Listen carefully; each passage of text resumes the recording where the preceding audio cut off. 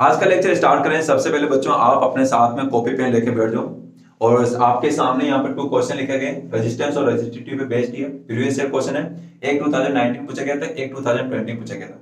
दोनों क्वेश्चन को करने की कोशिश करो, ट्राई करो और फाइंड आउट करने की कोशिश करो कि इनके क्या आंसर आ सकते हैं।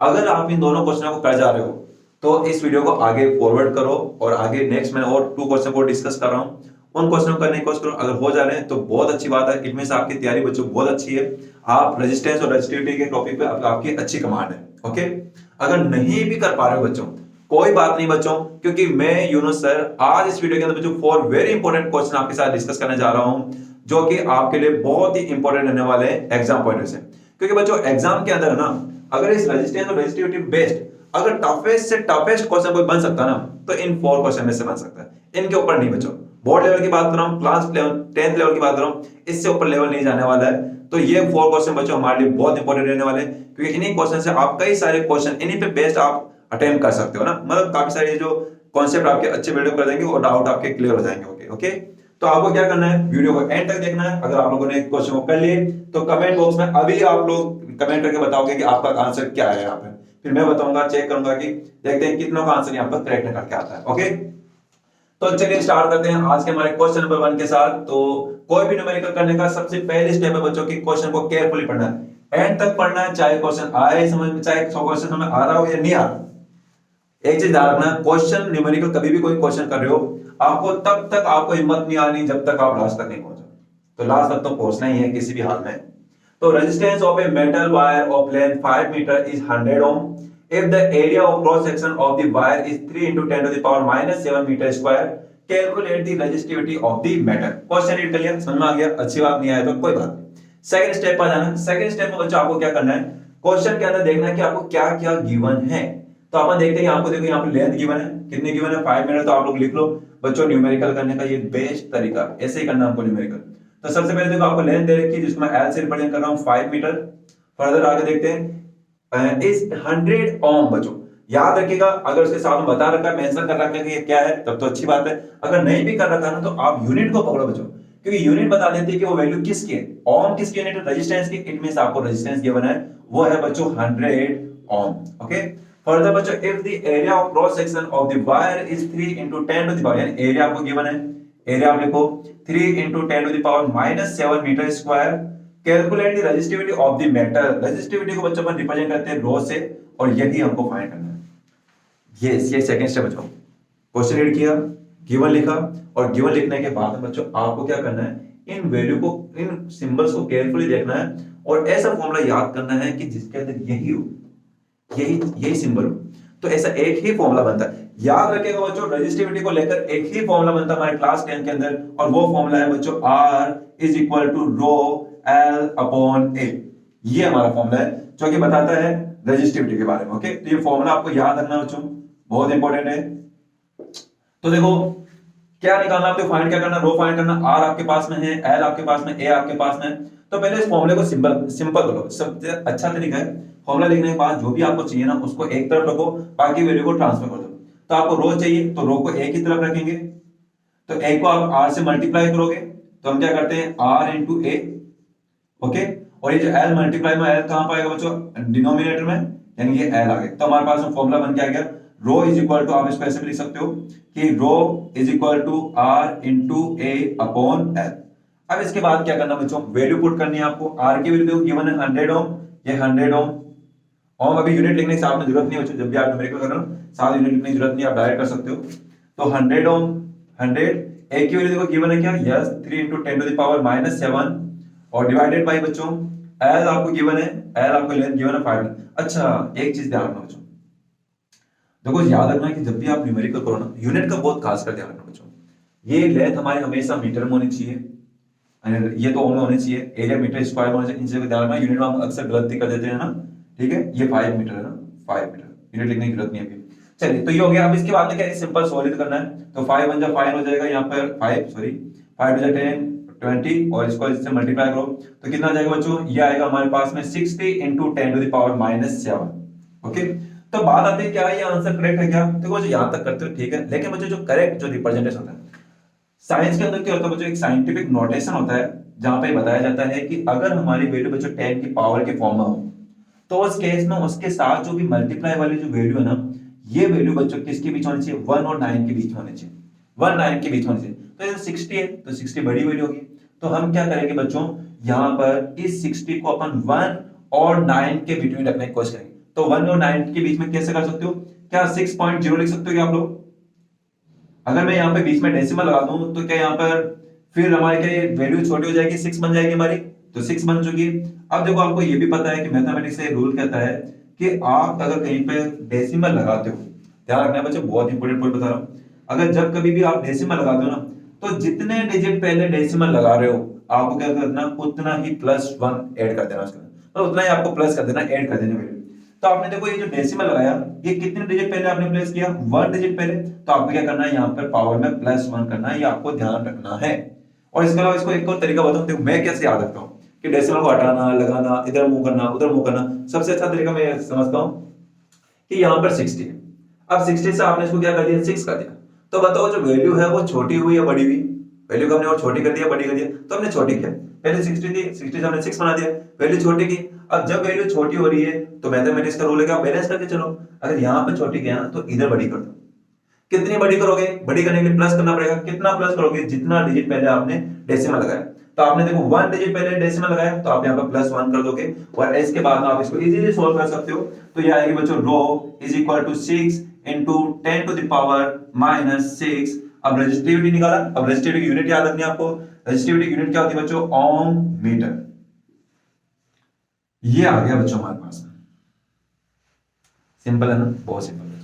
ये आपको ध्यान रखना है बच्चों, बहुत इंपॉर्टेंट है, यहाँ पे ये बहुत इंपॉर्टेंट है, ये क्वेश्चन हो चुका हमारे पास। ओके, तो आई होप ये आंसर दिख रहा है आपको, नहीं दिख रहा तो देख सकते हैं लोग, अभी दिख रहा होगा आपको। चलिए अब इसके बाद में बच्चों हम डिस्कस करते हैं नेक्स्ट क्वेश्चन, क्वेश्चन नंबर बच्चों सेकंड, यहाँ पे ये क्वेश्चन नंबर सेकंड है कि a cylindrical conductor of length L and uniform cross section area A has resistance R, the area of cross section of another conductor of same material and same resistance but of length 2L is।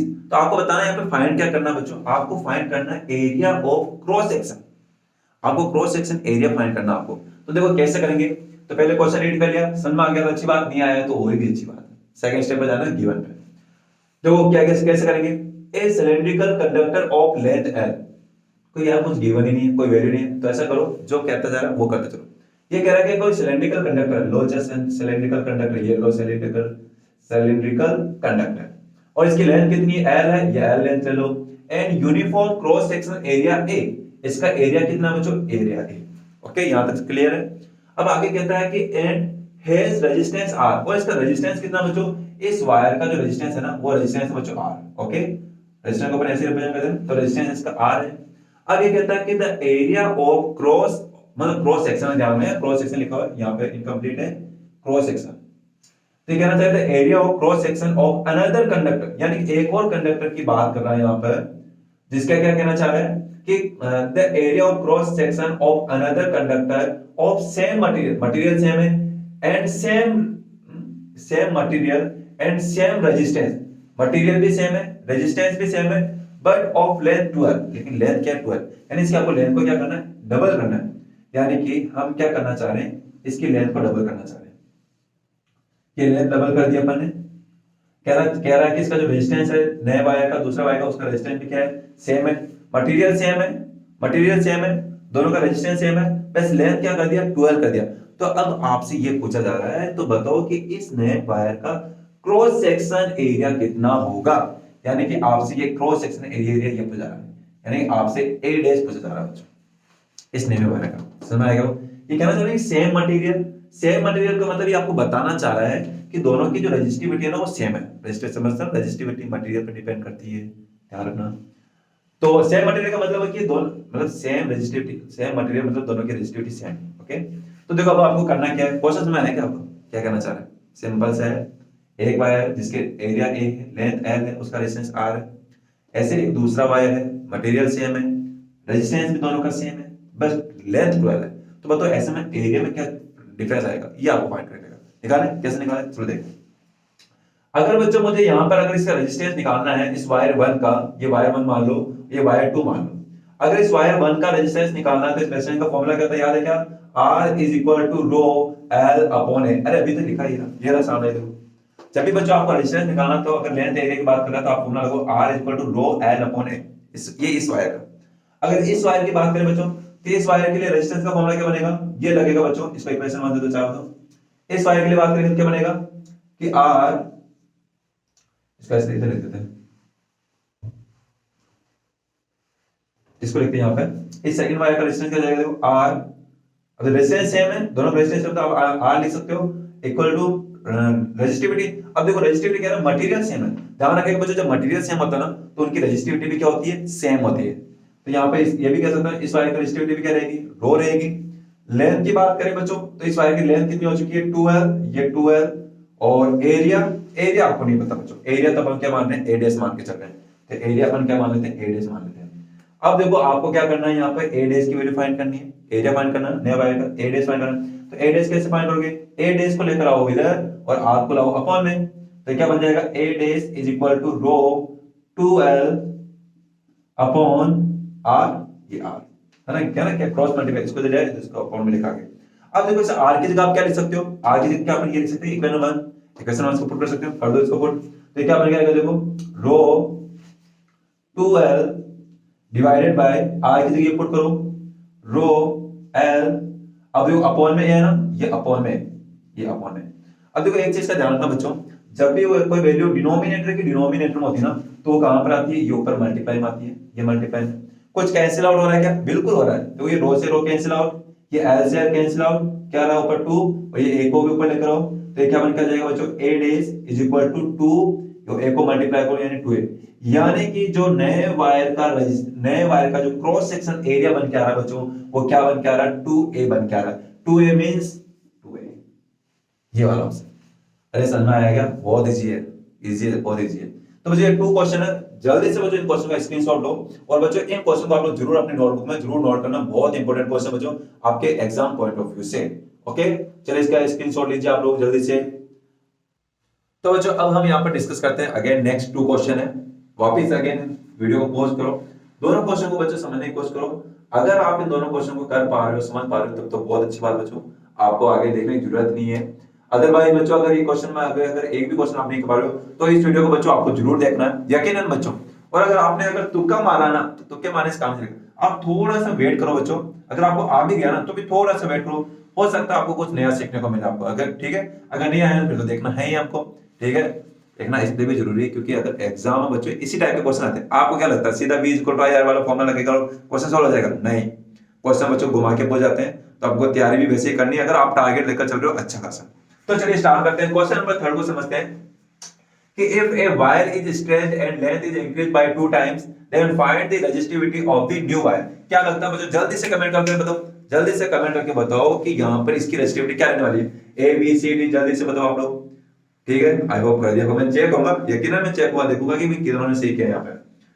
तो बच्चों यहाँ पर देखो पहली चीज है, question को बहुत केयरफुली देखो, वहां पे एग्जाम में थोड़ा बर्डन रहता है इसलिए हमको मतलब थोड़ा प्रेशर रहता है, इस वजह से आते हुए क्वेश्चन बच्चों गलत हो जाते हैं। तो देखना है बच्चों यहाँ पे क्वेश्चन को केयरफुली देखो, ये कहना चाह रहा है कि if a wire is stretched, ध्यान रखना स्ट्रेच किया उसको खींचा है, stretch and length is increase by 2 time, length को क्या कर दिया 2 टाइम कर दिया यानी डबल कर दिया। Then find the resistivity of the new wire, कि नए वायर की रेजिस्टिविटी कितनी होगी। याद रखिएगा बच्चों जब भी रेजिस्टिविटी की बात करें, अरे रेजिस्टिविटी तो लेंथ और एरिया पे डिपेंड नहीं करती है, क्या ज्योमेट्री शेप पे डिपेंड करती है, नहीं करती है। तो आप लेंथ को चाहे उसको डबल करो, चाहे ट्रिपल करो, चाहे हाफ कर दो, भले कुछ भी कर दो, सिवाय टेम्परेचर चेंज के। सेकेंड मटेरियल चेंज, अगर आप मटेरियल चेंज नहीं कर रहे हो, टेम्परेचर चेंज नहीं कर रहे हो, तो उस केस में बच्चों उसके रेजिस्टिविटी में कोई भी चेंज नहीं आएगा। लेंथ अगर चेंज करने तो फर्क नहीं पड़ता, तो इट मींस इसका आंसर क्या आएगा, नो चेंज।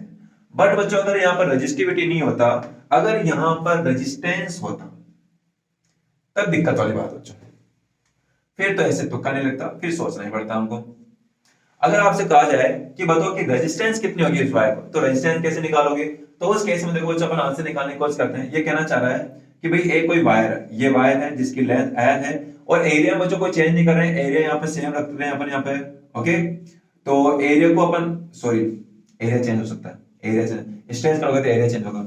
अभी लेंथ एल है, एरिया ए है, आपने क्या किया, अब अच्छा इसको रेजिस्टिविटी कितनी होगी, रेजिस्टिविटी रो ही रहेगी इसकी। अब आपने क्या किया बच्चों, इसको स्ट्रेच किया, स्ट्रेच करने के बाद में इसकी लेंथ को बच्चों आपने 2 टाइम्स से इंक्रीज कर दिया, डबल कर दिया, ये डबल कर दिया। तो क्या मतलब इसके एरिया में चेंज आएगा क्या, ऑफ कोर्स चेंज आएगा। ध्यान रखना जब भी वायर को आप स्ट्रेच करोगे ना तो उसका एरिया क्या हो जाएगा, चेंज हो जाएगा। और मटेरियल में कोई चेंज किया क्या, नहीं किया, तो इस केस में बच्चों इसका रेजिस्टिविटी क्या रहेगी, सेम रहेगी। तो अब देखो नए वायर का रेजिस्टेंस कैसे निकालें, पहले फर्स्ट वाले का रेजिस्टेंस निकालो। तो इसका रेजिस्टेंस क्या होगा, R is equal to rho L upon A, ये फॉर्मूला है रेजिस्टेंस का। इससे पहले अपन ये किया था R is equal to rho L upon A. Okay, नए वायर की बात करें जो नए वायर के लिए जो रेजिस्टेंस होगा वो डिफरेंट होगा, तो उसको अपन R डैश से लिखते हैं। और रेजिस्टेंस चेंज होगा, रेजिस्टेंस डिफरेंट होगा, क्यों, क्योंकि रेजिस्टेंस बच्चों शेप पर डिपेंड करता है। तो इसके लिए क्या हो जाएगा, रो एरिया लेंथ कितनी है 12 और एरिया कितना बच्चों 8 डैश, ये 8 डैश। अब देखो इसको कैसे करें अपन, तो अब देखो बच्चों अगर अपन बात करें, क्या यहाँ पर जो हमारे पास में ए डैश है, ये ए डैश में क्या चेंज आएगा, ए डैश में क्या चेंज आएगा, एक चीज ध्यान रखना, जब भी आप किसी भी वायर की जब लेंथ को डबल करते हो ना बच्चों, उसका जो एरिया होता है ना वो एरिया क्या हो जाएगा, हाफ टाइम हो जाएगा। कितना हो जाएगा, हाफ टाइम। कैसे, देखो इसको मैं आपको थोड़ा सा प्रूव करके बताता हूँ कि एरिया में क्या चेंज आएगा। अभी देखो अगर मैं इस केस में अगर यहाँ पे इसका वॉल्यूम निकालूं, किसका, इस वायर का, अगर इस वायर का वॉल्यूम निकालूं तो इसका वॉल्यूम क्या होगा बच्चों, V is equal to A into L, ये वॉल्यूम का फॉर्मूला बच्चों। अगर आप इसके क्रॉस सेक्शन एरिया को अगर लेंथ से मल्टीप्लाई करोगे ना, दिखाई दे रहा है क्या आपको, ये थोड़ा सा ऐसा करता हूं मैं, अब देखो दिखाई दे रहा है। अगर आपको बच्चों इस वायर का मैं वॉल्यूम निकालूं तो V इज इक्वल टू क्या होगा, A इंटू एल, ये फॉर्मूला बच्चों वॉल्यूम का।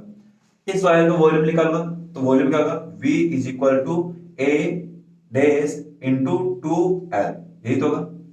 अब देखो एक चीज ध्यान रखना, वायर को चाहे स्ट्रेच करो चाहे कंप्रेस करो, उसका जो वॉल्यूम रहेगा ना बच्चों, वॉल्यूम क्या रहेगा, सेम रहेगा। वॉल्यूम में चेंज आएगा बच्चों, ध्यान रखना वॉल्यूम दोनों का क्या रहने वाला है, सेम रहने वाला है। तो क्या हम ऐसा कर सकते हैं, क्या इन दोनों इक्वेशन को इक्वल बता सकते हैं, बिल्कुल बता सकते हो। अगर इन दोनों इक्वेशन को इक्वल बता दें, यानी इक्वेशन नंबर 1 मान लो, इसको इक्वेशन नंबर 2 मान लो, तो इक्वेशन फर्स्ट और सेकंड को दोनों इक्वल करो तो क्या बन के आएगा, देखो A dash into 2L is equal to A into L.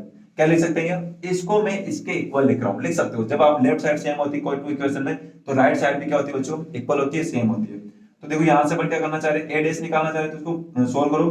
A dash is equal to क्या जाएगा, A into L upon 2L upon में आएगा, ये 2L यानी लेंथ को लेंथ से कैंसिल करो, यानी जो A डैश बन के आ रहा है वो A अपॉन 2 बन के आ रहा है। मतलब बच्चों ये रिलेशन आना बहुत इंपॉर्टेंट है, बहुत ज्यादा इंपॉर्टेंट। जब भी आप किसी भी वायर की लेंथ को जितना टाइम इंक्रीज करोगे ना, उतना ही रेसिप्रोकल क्या हो जाएगा बच्चों, उसका एरिया हो जाएगा। मतलब कहने का मतलब ये है कि अगर आप लेंथ को 2 टाइम करते हो तो एरिया क्या हो जाएगा बच्चों, हाफ हो जाएगा।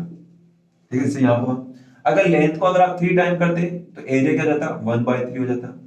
अगर आप लेंथ को अगर 4 टाइम करते तो एरिया क्या जाता, A/4 हो जाएगा। ये बात समझ आ रही है, क्या समझ में आ रही है। तो मैं यही चीज यहां पर करना चाह रहा हूं कि आपने क्या किया, लेंथ को 12 किया तो 12 लिख दिया, तो एरिया जो वायर का एरिया होगा वो क्या होगा, पहले जितना एरिया था उसका क्या हो जाएगा, हाफ हो जाएगा। तो इस A डैश की जगह अपन क्या A/2 लिख सकते हैं, क्या बिल्कुल लिख सकते हैं बच्चों। इस A डैश की जगह मैं ये लिख रहा हूं A/2, तो ये क्या बन के आएगा, R dash is equal to rho 2L upon 2, A dash की बच्चों अपन लिख रहे हैं A/2। सॉरी यहाँ पे कुछ गलत कर दिया, नहीं ये 2 ही आएगा। ओके, इस A डैश की जगह अपन ये तो लिखना, इस A डैश की जगह लिखेंगे A/2, तो इस डैश की मैं A/2 लिख दिया। अब देखो अपन क्या कर सकते हैं, क्या इस 2 को ऊपर लाकर मल्टीप्लाई कर सकते हैं, क्या बिल्कुल कर सकते हैं, क्योंकि डिनोमिनेटर मल्टीप्लाई, यानी R dash is equal to 2 को 2 से मल्टीप्लाई करो 4, ये रो, ये L, ये अपॉन में A। क्या आप इसकी जगह रो L अपॉन A की जगह क्या आप ये लिख सकते हो, क्या देखो इधर दिखाई दे रहा है, यानी कि जहां कहीं भी रो L अपॉन A है, जहां पे भी रो L अपॉन A है, उसकी जगह आप क्या लिख सकते हो, R लिख सकते हो बच्चों। तो आपको क्या करना है, यहाँ पे R लिखना है, यानी कि R dash is equal to 4 into R। यानी समझ में आ रहा है क्या कहना चाह रहा है, यानी कि जो नए वायर का जो रेजिस्टेंस बन के आ रहा है बच्चों, जो नए वायर का रेजिस्टेंस दिखाई दे रहा ना, हाँ दिखाई दे रहा, सही है। यानी कि जो नए वायर का रेजिस्टेंस दिखाई दे रहा ना, सॉरी, जो नए वायर का रेजिस्टेंस है वो कितना, 4 टाइम, क्या 4 टाइम।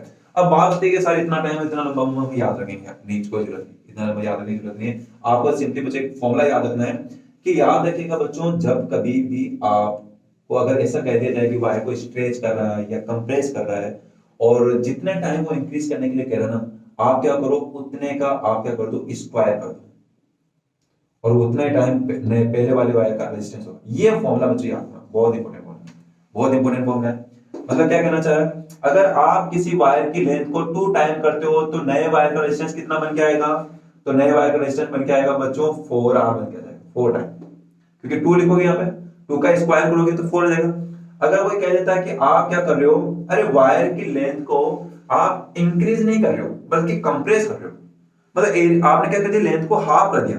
अगर आपने उसको कंप्रेस करके लेंथ को अगर हाफ कर दिया तो उस केस में क्या चेंज आएगा, तो आप लेंथ को हाफ कर रहे हो तो आप क्या करो बच्चों, यहाँ एन यहाँ पे क्या लिखो हाफ लिखो और इसका स्क्वायर करो तो क्या आएगा, यानी कि जो नए वायर का रेजिस्टेंस बन के आएगा बच्चों वो क्या आएगा, 1/4 टाइम आएगा पहले वाले का।